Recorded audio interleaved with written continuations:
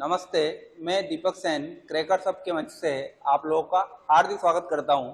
और आज electrical circuit के इस फर्स्ट क्लास में हम लोग प्रारंभ कर रहे हैं डीसी सर्किट। और ये इसलिए भी महत्वपूर्ण है क्योंकि आप लोगों के आरआरबी जेईई का नोटिफिकेशन आ चुका है। 30 जुलाई से आपके फॉर्म अप फिल होने चालू हो जाएंगे। तो हम लोग एक रेगुलर क्लासेज रखेंगे। डीसी सर्किट से स्टार्ट कर रहे हैं अपन लोग, और डीसी सर्किट में टॉपिक वाइज स्टार्ट करें। पहले बेसिक्स से क्वेश्चंस ले रहे हैं जो प्रीवियस ईयर हैं और आए हुए हैं। All are questions are PYQ and we have discussed in various classes. Then classes के अंदर अभी हम लोग मशीन स्टार्ट कर रहे हैं और सर्किट स्टार्ट कर रहे हैं, और मशीन की क्लासेज इसके साथ ही मशीन भी पैरेलल में हम लोग स्टार्ट करेंगे। तो आज जैसे स्टार्टिंग के 3 लेक्चर आपको मशीन के मिलेंगे, फिर बीच में स्टार्टिंग के सर्किट के मिलेंगे, फिर बीच में मशीन के।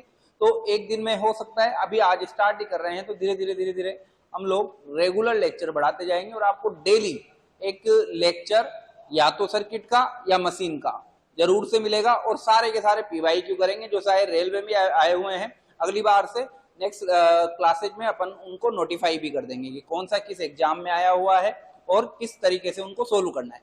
यहाँ केवल अपन क्वेश्चन ही सोल्व नहीं करेंगे, अपन वो मेथड देखेंगे कि हम लोग को जब पेपर एग्जाम हॉल में अपन लोग बैठे हैं तो वहां पर इसको किस तरीके से अटेम्प्ट किया जाए, और सारे कंसेप्ट के साथ अपन लोग डिस्कस करने वाले हैं। तो चलो प्रारंभ करते हैं। आज फर्स्ट क्लास है अपनी, तो फर्स्ट क्वेश्चन से प्रारंभ करते हैं। डीसी सर्किट के प्रीवियस ईयर की फर्स्ट क्लास है, प्रीवियस ईयर क्वेश्चन की पीवाईक्यू की।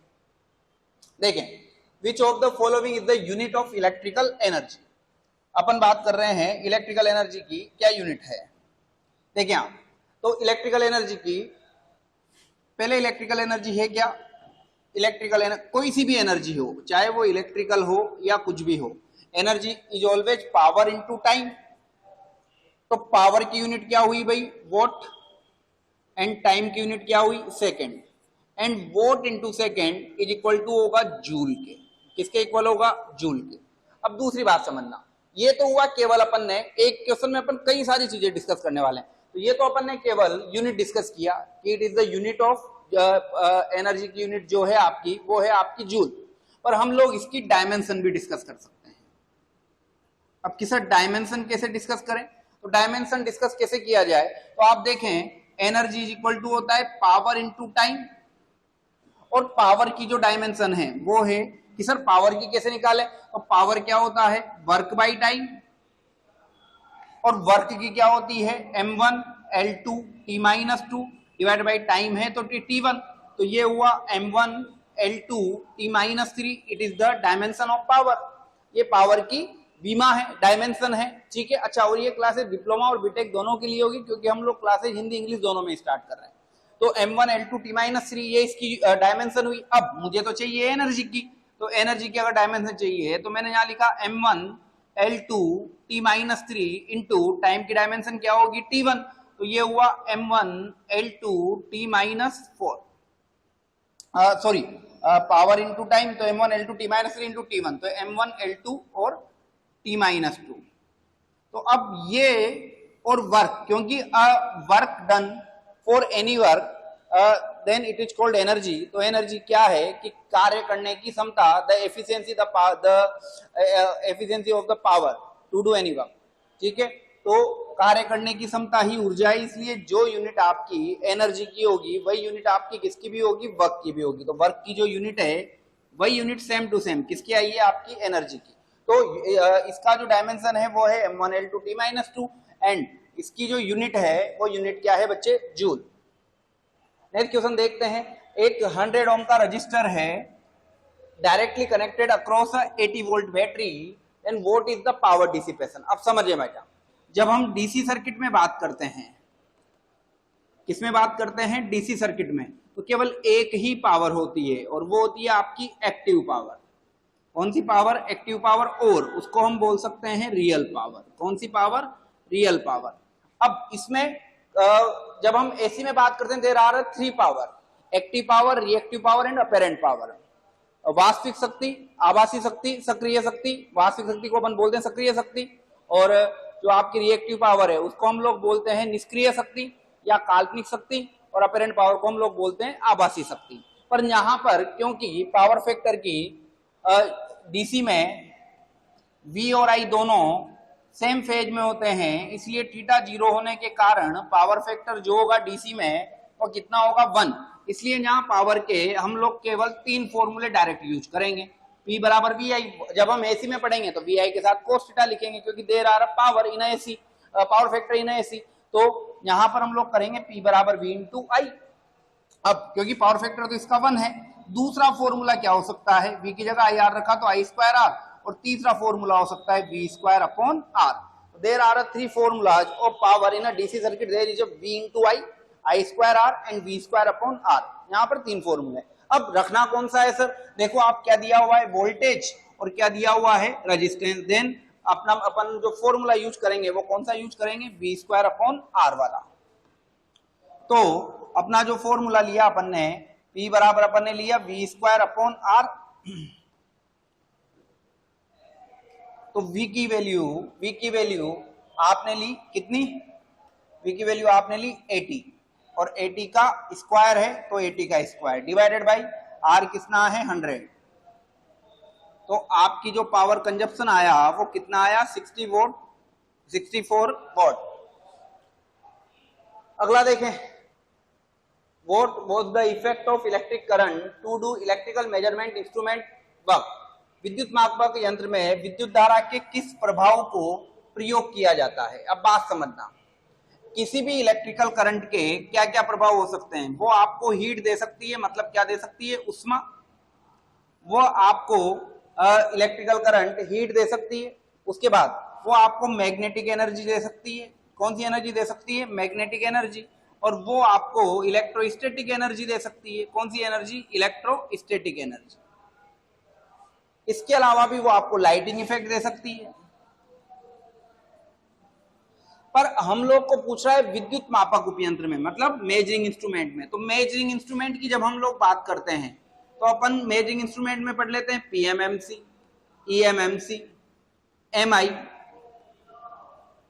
Permanent magnet moving coil, electromagnetic moving coil, measuring moving iron, dynamo type watt meter, कई सारे। तो उन सब में बेटा वाइंडिंग की जाती है और सब में ही कोइल होती है। और जब भी किसी कोइल में करंट फ्लो होगी, तो करंट फ्लो होने के कारण इसमें जनरेट होगा, अगर इसके नंबर ऑफ टर्न n है, इसमें जनरेट होगा MMF। क्या जनरेट होगा, MMF, और MMF होगा N इंटू I। उसके कारण फ्लक्स जनरेट होंगे phi is equal to MMF upon S। तो ये जब फ्लक्स जनरेट होंगे तो flux are the effect of magnetic field. तो यहां पर कौन सा इफेक्ट होगा, मापन उपयंत्रों में मैग्नेटिक इफेक्ट। कौन सा इफेक्ट होगा बच्चे, मैग्नेटिक इफेक्ट। अगला देखें, ये क्वेश्चन बड़ा महत्वपूर्ण है ना, थोड़ा सा इसमें कई बुक्स में एरर भी हो सकती है। अपन इसको एक नोड मान के कर रहे हैं कि ये एक नोड है। अब आप देखें यहां पे हो क्या रहा है, इस नोड पर अगर अपन कहें कि मान लिया ये करंट है कुछ I1 और ये करंट है कुछ I2, ठीक है। इसके रेस्पेक्ट में अगर देखें, अगर ये नोड है तो, नोड नहीं है तो फिर आंसर अलग होगा। अभी अगर अपन इसको नोड मान के करें तो देखिए अपन सिंपल KCL लगाते हैं। KCL क्या बोलता है, incoming current, sum of incoming current is equal to sum of outgoing current. आने वाली धाराओं का योग बराबर जाने वाली धाराओं का योग। एक बात बताओ, आने वाली धाराएं कौन कौन सी है उसकी बात करें अपन लोग, तो आने वाली धारा, वैसे यहाँ करंट दी हुई नहीं है तो इससे थोड़ी सी दिक्कत हो सकती है, फिर भी अपन लोग एक बार चेक कर लेते हैं। आने वाली करंट कौन सी है, आने वाली करंट है आपकी क्योंकि अभी ये नहीं पता है कि इधर से जा कौन सी रही है, आ कौन सी रही है, तो अपन इस करंट को I1 I2 मान लेते हैं। अब इधर देखो, यहां से I1 है, इधर से I2 है। नोड पर पहले आने वाली करंट कौन सी है, 3 एम्पियर, 4 एम्पियर, जाने वाली कौन सी है, 2 एम्पियर, 5 एम्पियर, और I1 और I2। तो इधर देखें, एक तो है I1 प्लस I2, ये जाने वाली है, एक और जाने वाली कौन सी है, 2 प्लस 5, 2 प्लस 5। आने वाली कौन सी है बच्चे, आने वाली है 3 एंड 4, तो 3 प्लस 4। तो एक बात बताओ, I1 plus I2 date is कितना हो गया, 7 माइनस 7, कितनी हो गई, 0। कितनी हो गई, 0। मीन्स जाहिर सी बात है कि I1 और I2 दोनों करंट का योग कभी 0 नहीं हो सकता, एक करंट प्लस की होगी, एक करंट माइनस की होगी। तो अपन ये मान के चल रहे हैं कि ये I1 और I2, क्योंकि इसमें डायरेक्शन नहीं दी हुई है, मिस प्रिंट हो गया, तो अपन उसके अकॉर्डिंग बात कर रहे हैं। तो I1 और I2 इक्वल टू 0 है, मतलब या तो दोनों इक्वल होगी और साथ में वो कैसी भी होनी चाहिए, अपोजिट भी होनी चाहिए। तो अपन ये कह रहे हैं कि इसमें कोई करंट फ्लो नहीं हो रही। तो अगर I1 भी 0 है और I2 भी 0 है, तो अगर I1 0 है, I2 भी 0 है, तो इधर से देखो, इधर से कितनी करंट आई, 1 एम्पियर। फिर ये इधर तो कुछ गई नहीं, क्योंकि इधर तो करंट ही क्या है, 0, और ये कि ये वापस यहाँ आ गई, क्योंकि इधर भी करंट क्या है, 0। तो कायदे से अगर मैं इसको नोड मानूं और इन दोनों करंट को 0 मानूं, तो यहाँ पर I का मान क्या होना चाहिए, 1 एम्पियर। अगर मैं इसको नोड मानता हूं, I का मान क्या होना चाहिए, 1 एम्पियर। अगर मैं इसको नोड नहीं मानूं, तो उस केस में क्या होगा, उस केस में देखें आप, यहां से कितनी करंट जा रही है, 3 एम्पियर, इधर तक कितनी आ रही है, 4। अब इधर देखो, यहाँ पे आ रही है 3 एम्पियर, इधर आ रही है, ये 3 एम्पियर इसमें हुई, इधर से 4, इधर से 1, तो यहाँ पे कितनी जाएगी फिर 5 एम्पियर, इधर से कितनी जाएगी 3, तो फिर इसमें कितनी जाएगी 8 एम्पियर, पर वो ऑप्शन में नहीं है, इसलिए अपन को इसको नोड मान के सोल्व करना इक्वल करके, ठीक है। तो यहाँ पर करंट कितनी हो गई आपकी, 1 एम्पियर। अगर वो नोड नहीं होता तो फिर वहां पर आपकी जो करंट होती वो करंट 8 एम्पियर होती, ठीक है, पर वो ऑप्शन में दिया हुआ नहीं है। अब बात देखें, ये अगला क्वेश्चन है कि डेल्टा कनेक्टेड कोई नेटवर्क है, ठीक है, और इसका स्टार इक्विवेलेंट आपको दिया हुआ है, स्टार इक्विवेलेंट आपको फाइंड आउट करना है, जहां पर R1 R2 R3 ओम में क्या है और वैल्यू इनका मान निकालना है। तो अपन को पहले तो ये दिया हुआ है डेल्टा, क्या दिया हुआ है, डेल्टा, और डेल्टा को कन्वर्ट करना है किसमें, स्टार में। तो समझे बच्चे, ये रहा आपका डेल्टा रेजिस्टेंस, और इसी के अंदर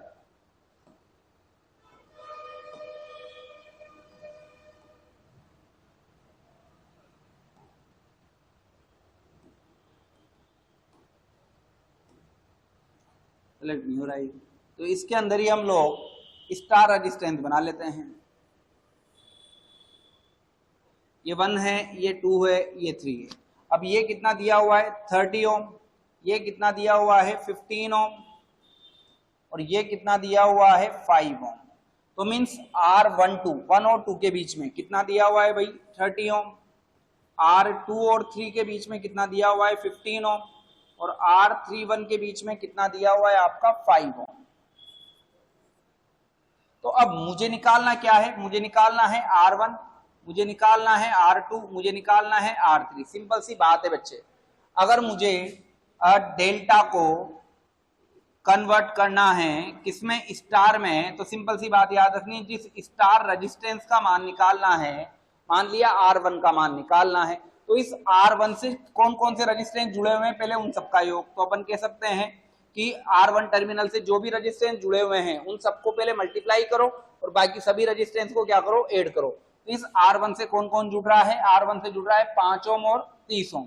तो मैंने लिखा 5 × 30, दोनों का मल्टीप्लीकेशन डिवाइड में जितने भी आपके डेल्टा रेजिस्टेंस है उन सबका योग, तो 30, 15 और 5, तो ये हुआ अपना 30 × 5 डिवाइडेड बाई, ये हुआ 45 और ये 50, तो कायदे से ये आया आपका 3 ओम, मतलब R1 का मान तो 3 ओम है। तो अब अपन ऑप्शन डिलीट करें तो C और D ऑप्शन होगा, बाकी आपका ए और बी ऑप्शन नहीं हो सकता। अब सी और डी में एक और वैल्यू अपन चेक कर लेते हैं, किसकी, R2 की, क्योंकि इसी सीक्वेंस में पूछा है, तो ये तो R3 है, सॉरी ये R3 है इनके सीक्वेंस के अकॉर्डिंग, और ये अपना R2 है, तो किसी का भी निकाल लो।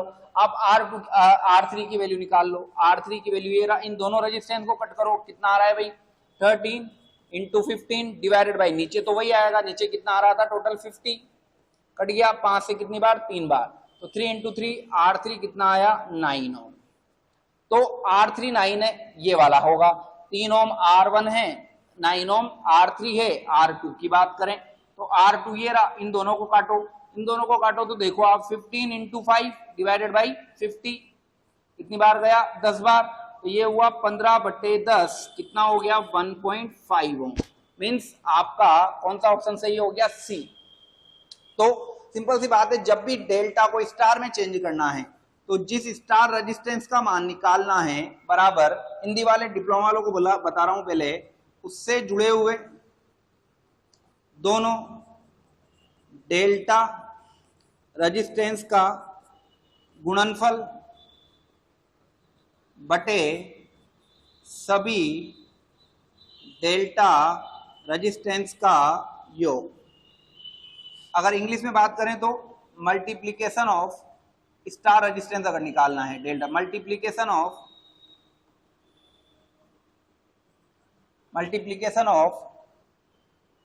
Delta resistance connected with star terminal node divided by sum of all delta resistance. ठीक है, तो इस नोड से जुड़े हुए दोनों डेल्टा रेजिस्टेंस का योग, तो multiplication of delta resistance connected to the star terminal, इस स्टार का टर्मिनल ये रहा, इससे कौन कौन जुड़ा हुआ ये, इस स्टार का टर्मिनल ये रहा, इससे कौन कौन जुड़ा हुआ ये, तो इन सबसे अपन लोग देख सकते हैं आराम से। अगला देखें अपन, अगला क्वेश्चन है, यदि किसी परिपथ में 1 एम्पियर करंट, इसका इंग्लिश वाला नहीं है, मैं आपको बोल दूं, for any electrical circuit if 1 ampere current is flown then find the number of electron in a circuit. तो पहले तो बात करें कि ये निकलेंगे कैसे, तो एक बात समझना, I बराबर होता है बेटा Q अपॉन T, और Q बराबर अगर आप देखें एक फॉर्मूला होता है क्वांटिनाइजेशन का, क्वांटीकरण का, और वो होता है plus minus any upon T. Q बराबर होता है क्वांटीकरण में, क्वांटिनाइजेशन में प्लस माइनस एनी, जहां पर N क्या है, नंबर ऑफ इलेक्ट्रॉन, E क्या है, चार्ज ऑन इलेक्ट्रॉन, और T क्या है, टाइम, जब तक वो करंट फ्लो हो रही है। तो अब करना क्या है, अपन को निकालना है N, क्या निकालना है बच्चे, N की वैल्यू निकालनी है। सिंपल सी याद रखना, जैसे मैं ये वैल्यू पुट करता हूं तो N की वैल्यू क्या होती है, ये देखो आप, N की वैल्यू होती है I into T upon E, और E का मान क्या होगा, प्रोटॉन हो या इलेक्ट्रॉन हो, मैग्नीट्यूड सेम होता है, 1.602 into 10 to the power minus 19 coulomb. तो जब मैं इनको सोल्व करता हूं तो एक डायरेक्ट फॉर्मूला आप याद रखना, वो होगा 6.25 into 10 to the power 18 into, आगे क्या दिख रहा है, 1 अपॉन ई का मान है ये, है ना, तो आई इंटू टी। अब जो पूछा गया है वो देख लो, कितना एम्पियर करंट है, 1 एम्पियर करंट है। यदि किसी परिपथ में 1 एम्पियर धारा प्रवाहित, इस परिपथ में प्रवाहित होने वाले इलेक्ट्रॉन की संख्या, एक टाइम नहीं दिया, फॉर टाइम 1 सेकेंड ले लो आप, कितने टाइम में, 1 सेकेंड में, तो 1 सेकेंड अगर अपन ले लें तो इधर देख लो, number of electron 6.25 into 10 to the power 18 into I का मान 1 है, टाइम अपन ने ले लिया 1, तो कायदे से हो रहा है 6.25 इंटू 10 की घात 18 इलेक्ट्रॉन। अब ऑप्शन चेक करें भाई, यहां पर हम लोग को 19 में और इसमें दिया हुआ है 1.6 इंटू 10, भाई ये तो हो नहीं, ये तो चार्ज है 0.625, हाँ ये हो सकता है, क्यों, क्योंकि यहां पर अपनी पावर क्या है 18 और इनकी पावर क्या है 19, इनकी पावर क्या है 19, तो इनकी पावर, ये माइनस में होगा, एक मिनट, इन्होंने पावर क्या ली 19, तो मैं क्या करूं, सिंपल सा एक चीज है, 6.25 इंटू 10 टू द पावर 18 है, इसमें 10 का मल्टीप्लाई कर दो, 10 का डिवाइड कर दो, तो ये हुआ 6.25 into 10 to the power 18 divided by 10, तो एक पॉइंट और किसका दो, तो कितना हो जाएगा 0.625 इंटू 10 टू द पावर 19, तो 0.625 इंटू 10 टू द पावर 19, ये आपका ऑप्शन है, याद रखना है, ये बड़ा महत्वपूर्ण फॉर्मूला है बेटा। पेन चेंज नहीं हो पा रहा है,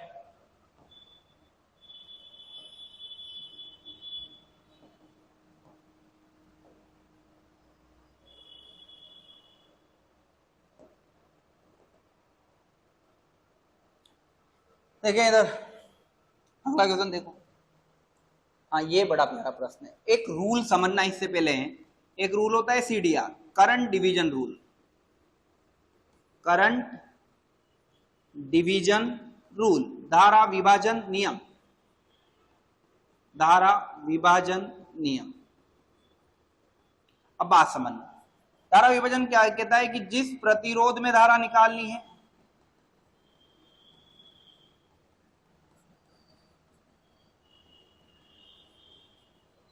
बराबर कुल धारा इंटू उसके सामने वाला प्रतिरोध बटे दोनों प्रतिरोधों का योग। अब पहले तो इसको थोड़ा डिटेल में देखते हैं। कोई करंट डिवाइड कब होती है? जब रेजिस्टेंस कैसे हो? पैरेलल में। सीरीज में तो करंट क्या होती है? सेम। तो ये रूल सबसे पहले तो दो रेजिस्टेंस के लिए है, एक R1 है एक R2 है। इसमें करंट बोल दी मैंने I1, इसमें करंट बोल दी मैंने I2 और मुझे दी हुई है I। तो मान लिया आपने I1 निकालनी है, तो इसके अनुसार देखो जिस रेजिस्टेंस में करंट निकालनी है, current to be find out, current to be find out in a resistance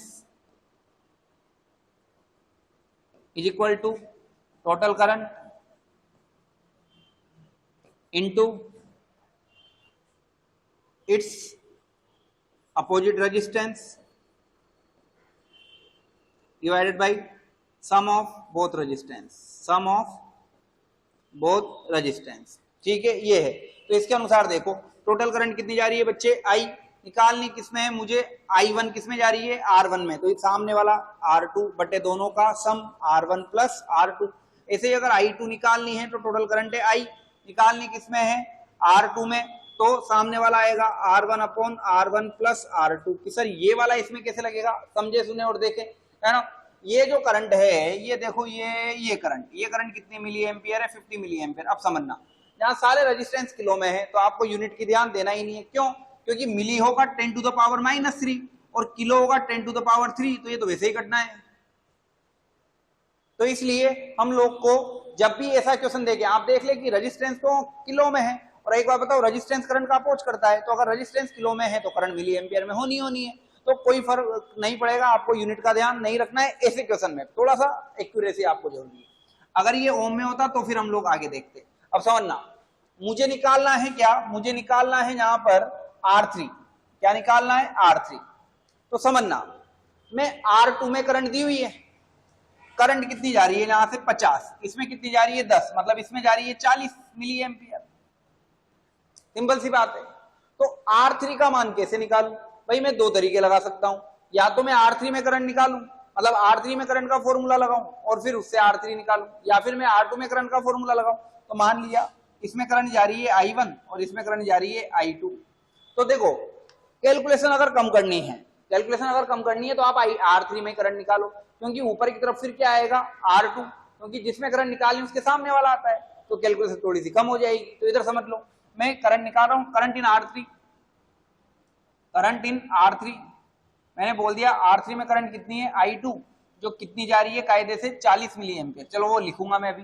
total current है I, टोटल करंट कितनी है? I इंटू निकालनी किसमें मुझे? R3 में। तो मैं सामने वाला लिखूंगा R2 बटे क्या लिखूंगा? R2 plus R3। अब मुझे बताओ I2 कितनी है? दी हुई है उन्होंने 40, बराबर I कितनी है? I है 50। यूनिट का ध्यान नहीं रखना, कटी जाएगा मिली से मिली। R2 कितना है? R2 तो 100 है, बटे 100 प्लस R3। ये हो गया भाई, ये तो कट ही गया। तो अब आपके पास क्या हुआ? इसके आगे देखते हैं अपन लोग। तो 4 into 100 plus R3 is equal to 5 into 100, तो 500 हो गया आपका सवाल।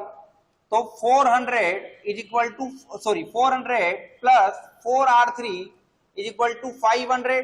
तो 4R3 इज इक्वल टू कितना हो गया? 100। 500 माइनस 400, तो R3 कितना हो गया? 100 बटे 4, 100 बाई 4 कितना हो गया? 25। और यूनिट बिना देखे कितनी लगा देनी है? Kilo ohm. तो 25 किलो ओम इसका आंसर है। मैंने बता दिया यूनिट का ध्यान क्यों नहीं रखना है, क्योंकि किलो में है और मिली में है। तो देखो आपको समझे, ये तो मिली से मिली कटी गया। ये अगर ऊपर ओम में है, किलो ओम में है, तो नीचे वाला भी किलो ओम में ही होगा। सिंपल सी बात है, क्योंकि यूनिट तो सेम होनी चाहिए रेजिस्टेंस की। यहां पर तो इस क्वेश्चन के अकॉर्डिंग तो किसमें आएगा? ये 25 किलो ओम इसका आंसर है। आगे देखें, ये थेवेनिन वोल्टेज के अक्रॉस 2 ओम के अक्रॉस अपन को पता करना है VTH। पहले हम लोग थेवेनिन थ्योरम समझते हैं। थेवेनिन थ्योरम क्या कहती है कि कितना ही बड़ा इलेक्ट्रिकल सर्किट हो, आप पूरे एक इलेक्ट्रिकल सर्किट को एक थेवेनिन वोल्टेज और उसके सीरीज में एक थेवेनिन इक्विवेलेंट रेजिस्टेंस द्वारा इसको आप चेंज कर सकते हैं, पूरे के पूरे इलेक्ट्रिकल सर्किट कन्वर्ट कर सकते हैं। तो बात ये है कि सर VTH निकाले कैसे? सबसे पहली बात तो VTH होता है एक ओपन सर्किट वोल्टेज। VTH एक क्या होता है? Open circuit voltage. तो इसके थेवेनिन थ्योरम निकालने का तरीका क्या है? अगर VTH निकालना है तो VTH के लिए बात कर रहे हैं। सबसे पहले जिस रेजिस्टेंस के रेस्पेक्ट में निकालना है, उस रेजिस्टेंस को जिस रेजिस्टेंस के रेस्पेक्ट में निकालना है, रेजिस्टेंस को आपको करना है ओपन। क्या कर देना है? रेजिस्टेंस को ओपन। ओपन करने के बाद वो ओपन सर्किट हो जाएगा। तो ये यही तो जाता है कि भाई वोल्टेज कौन सा हो? ओपन सर्किट वोल्टेज हो। तो ओपन सर्किट वोल्टेज हो तो पहले हम लोग करके देख लेते हैं इसको ओपन सर्किट। क्या करके देख लेते हैं? Open circuit. और फिर उसके बाद चेक करते हैं। देखो आप भाई, ये तो 4 ओम, ये 4 ओम, ये 6 ओम, और इधर की तरफ कितना वोल्ट है आपका? Plus minus 9 volt. आगे देखें, ये लगा हुआ है आपका 5 ओम, और इसको मैंने कर दिया, हटा दिया, क्योंकि 2 ओम के रेस्पेक्ट में पूछा है तो हटा के क्या लिख दिया? VTH। मतलब मुझे VTH का मान निकालना है। बड़ा प्यारा, बड़ा आसान प्रश्न है। मुझे एक चीज बताएं, इस पूरे सर्किट में करंट कहां फ्लो होगी? करंट फ्लो होगी केवल यहां पर। अरे होगी कि नहीं होगी? और इसमें करंट क्या होगी? 0, क्योंकि ये कौन सा सर्किट है मेरे बच्चे? Open circuit. तो बात समझे, यहां पर मुझे ये, अब क्योंकि करंट इसमें ही फ्लो हो रही है, तो यहां पे ये 4 ओम, 4 ओम और 6 ओम, ये सब है किसमें? ये सब किसमें आ गए? ये बताओ। यहां पे जो करंट है वही करंट यहां जा रही है, क्योंकि यहां पे तो करंट क्या है आपकी? 0। ये 5 ओम का रेजिस्टेंस है, और यहां पर करंट क्या है आपकी? 0, क्योंकि कौन सा सर्किट है बेटे? Open circuit. तो आई तो आसानी से निकल जाएगी। क्यों? क्योंकि तीनों रेजिस्टेंस किसमें आ गए? सीरीज में। कि सर हमें तो दिख नहीं रहे। आपको जब भी ऐसा कंफ्यूजन हो कि रेजिस्टेंस सीरीज में या पैरेलल में, करंट फ्लो करके देख लो। अगर करंट डिवाइड नहीं हो रही है, then all resistance are in series. तो यहां से मैं आई का मान निकालूं। आई बराबर क्या होगा? V बटे R टोटल। वोल्टेज कितना है बेटा? 9 डिवाइडेड बाय 4, 4 8 और 1 6, तो 4 4 8, 8 और 6 14, तो 9/14। तो आई का मान हो गया 9/14 एम्पियर। ये मेरी निकल गई आई। तो क्या इस ब्रांच में भी आई है क्या? बिल्कुल है। तो मैं दूसरा लूप यहां लगा दूं। वैसे तो जरूरत नहीं है, पैरेलल में तो डायरेक्ट लिख सकता हूं, पर फिर भी सर कंफ्यूजन हो जाता है। लगा लो, ये माइनस ले लो, ये प्लस ले लो। तो माइनस से प्लस क्या लिख दिया मैंने? VTH -5। इसमें तो करंट क्या है बेटा? 0। माइनस का 4, करंट कितनी है इसमें? आई। और आई की वैल्यू क्या है मेरी? 9/14। 9/14 इज इक्वल टू क्या हो जाएगा? 0। तो यहां से जो मेरा VTH आने वाला है, मेरा VTH आने वाला है 36/14।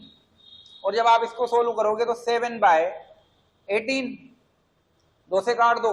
अब इसको सोल्व कर लो भाई, 2 के समथिंग आएगा, 2 पॉइंट समथिंग वाला ये आंसर है, तो 2.571 इसका आंसर आ जाएगा। तो कितना आ जाएगा? ये 2.5 के आसपास आ जाएगा आपका वोल्टेज। तो ये हो गया आपका थेवेनिन वोल्टेज। कौन सा वोल्टेज हो गया बच्चे? Thevenin voltage 2.5 volt. अगला क्वेश्चन देखें। In a given circuit in a given circuit of the figure, a charge of 600 coulomb is delivered to 100 volt source in a 1 minute. Means 100 volt से कुछ charge flow हो रहे हैं, है ना, और 600 कुलाम चार्ज फ्लो हो रहे हैं कितने मिनट में? 1 मिनट में। तो वोल्टेज सोर्स V1 का मान बताइए। देखो भाई, सबसे महत्वपूर्ण बात, आपको पहले ये चेक करना है कि आप करंट की डायरेक्शन क्या मान रहे हो। अब ये कह रहा है भैया 100 वोल्ट सोर्स है, तो अपन यही डायरेक्शन मान लेते हैं। अगर ये सही है तो ठीक, नहीं तो ये निगेटिव में आ जाएगा। ऑप्शन में निगेटिव होगा तो निगेटिव देख लेंगे। तो पहले तो करंट निकालूं। भाई करंट का बेसिक फॉर्मूला I बराबर क्या होता है? Q/T। Q क्या है आपका? वैसे तो dQ/dt करोगे।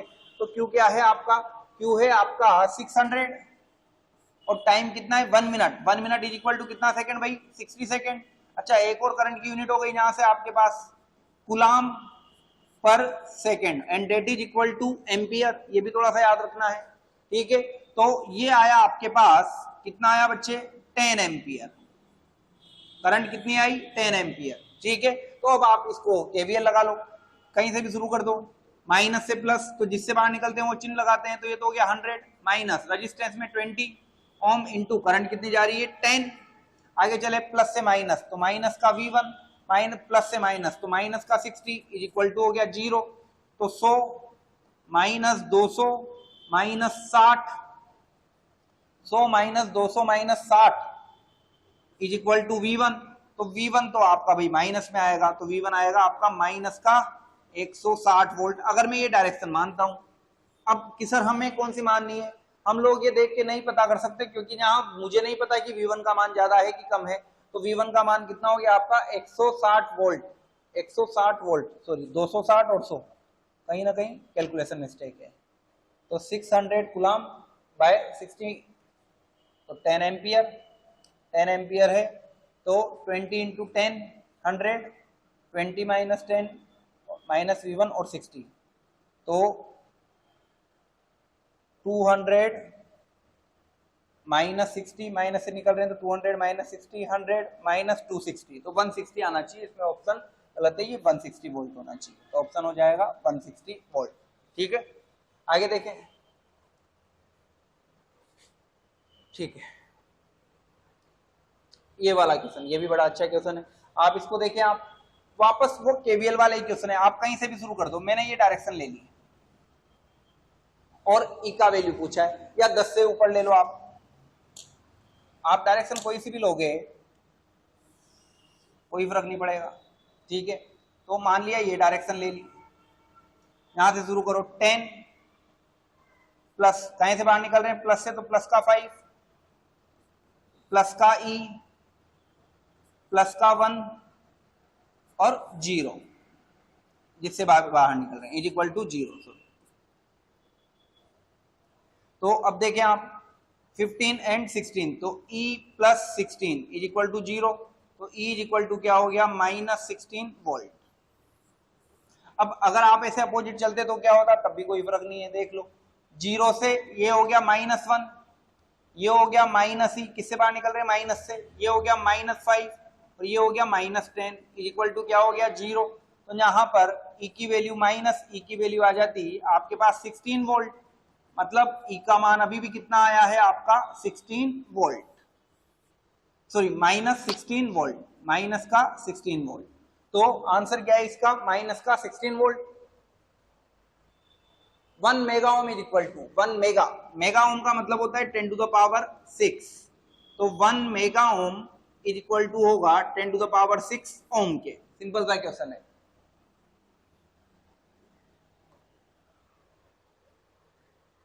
In a delta network, each element have resistance R, then value of each element in star network। अब समझना, जब all resistance are equal in delta और स्टार, जब सभी रेजिस्टेंस डेल्टा या स्टार में इक्वल हो, तो एक सिंपल सा फॉर्मूला होता है ये, पर एक ही कंडीशन है, if all resistance, all three resistance, if all three resistance are equal, then जो भी डेल्टा रेजिस्टेंस होता है वो 3 टाइम्स ऑफ स्टार रेजिस्टेंस होता है। अब इन्होंने दिया हुआ है कि each element of value of delta, तो डेल्टा रेजिस्टेंस का वैल्यू आपको दिया हुआ है आर, तो डेल्टा रेजिस्टेंस का वैल्यू कितना दिया हुआ है आर। आपको पूछा है star resistance, then star resistance is equal to R/3, तो ऑप्शन नंबर डी। अगला देखें, यहां पर ये पूछ रहा है आपसे current through the 8 ohm resistor, 8 ohm resistor में करंट पूछ रहा है। अब इसको थोड़ा सा ध्यान से समझें, ये आपका 20 ओम है, यहां से करंट फ्लो की अपन ने, कुछ भी है मुझे नहीं पता है, ठीक है, पर यहां से जो करंट है वो कितने पार्ट में डिवाइड हो रही है, 2 पार्ट में, 2 पार्ट में डिवाइड हो रही है, और यहां से जो करंट है वही करंट इसमें जा रही है। जब करंट सेम जा रही है तो चीजें होती है सीरीज में, तो ये दोनों किसमें है बच्चे, सीरीज में। तो ये तो 20 ओम है, इधर भी कितना ओम है 20 ओम। अब इनके अक्रॉस बैटरी कितनी लग रही है आपकी 48 वोल्ट की। तो अब ये सब चीजें कैसे जुड़ गई, पैरेलल में, और पैरेलल में सेम होता है वोल्टेज, तो जितना वोल्टेज इसका है उतना वोल्टेज इसका है और उतना वोल्टेज इसका है, तो I बराबर सिंपल सा होगा V/R। वोल्टेज कितना है 48 और रेजिस्टेंस कितना है आपका 20। अब यहां पे आपन से पूछा है 8 ओम में, तो करंट तो सेम होती है, चाहे आप 12 में निकालो या 8 ओम में, क्योंकि बोथ आर इन सीरीज। तो ये हुआ आपका 24/10 या 2.4 एम्पियर। तो 2.4 एम्पियर प्रत्येक में, इसमें भी 2.4 है, इसमें भी 2.4 है, क्योंकि बोथ रेजिस्टेंस आर इक्वल। तो एक लास्ट क्वेश्चन और ले लेते हैं आज हम, 15 क्वेश्चन टोटल हो जाएंगे। The RMS value of sinusoidal waveform is 100 volt, then नहीं, the RMS value of sinusoid peak value, आपको मैक्सिमम वैल्यू दी हुई है, समझना, Vmax दिया हुआ है, Vmax दिया हुआ है आपको 100 वोल्ट, कितना दिया हुआ है 100 वोल्ट। आपसे Vrms पूछा है, Vrms होगा Vmax बाय √2, याद रखना तीन चीजें, √2 का वैल्यू याद रखना है डायरेक्ट 1.414, 1 बाई √2 का 0.707, √3 का 1.732, 1 बाई √3 का 0.577, √3 बाई 2 का 0.866। ये तीन चार वैल्यू काम ही काम आएगी, इसलिए याद रखनी है। अब इधर देख लो, सिंपल हो गया अब ये क्वेश्चन, 1 बाई √2 इंटू Vmax कितना है 100, 1 बाई √2 की वैल्यू क्या लिखोगे आप 0.707 into 100, then it is 70.7 volt. तो इन्होंने तो डायरेक्ट सोल्व करके दिया हुआ है, तो अपना तो ये 100 बाई 2 ही आ गया, √2 आ गया। पर अगर वो आगे भी पूछ ले आपसे सोल्व करवा के, तो अपन को आना चाहिए, तो कितना होगा 70.7 वोल्ट। ठीक है, तो आज हम यहीं रखते हैं, और ये फर्स्ट क्लास है, और इसी सीक्वेंस में आपको नेक्स्ट क्लास इसके जस्ट बाद मिल जाएगी। तो रेगुलर जुड़े, अपने ज्यादा से ज्यादा मित्रों को सब्सक्राइब करें, क्योंकि रेलवे जेईई की वैकेंसी आ चुकी है, और रेगुलर आपको जब तक पेपर नहीं होगा हर एक सब्जेक्ट की इसी सीक्वेंस में लेक्चर मिलेंगे, साथ में आपको मैथ, रीजनिंग और साइंस के भी लेक्चर इसी चैनल पे आपको मिलेंगे। तो धन्यवाद, शुभ रात्रि। ठीक है सर।